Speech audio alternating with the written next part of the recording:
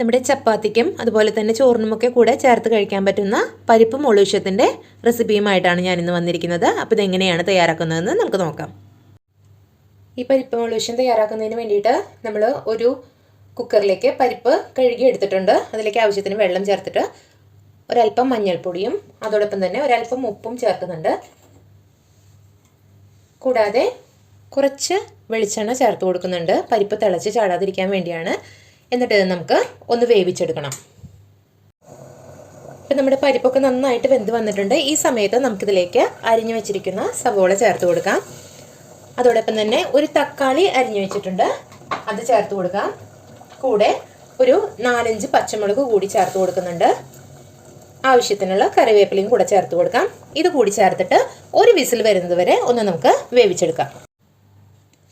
നമ്മുടെ തക്കാളിയും സവാളയും അതുപോലെ തന്നെ പച്ചമുളകും ഒക്കെ നന്നായിട്ട് വെന്തുടഞ്ഞ് വന്നിട്ടുണ്ട്.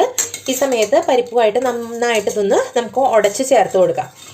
ഇനി അവസാനമായിട്ട് ഇതിലേക്ക് നമുക്ക് ചേർക്കേണ്ടത് കുറച്ച് കറിവേപ്പിലയും അതുപോലെ തന്നെ കുറച്ച് വെളിച്ചെണ്ണയാണ്, പച്ച വെളിച്ചെണ്ണയാണ് നമ്മൾ ചേർത്ത് കൊടുക്കുന്നത്.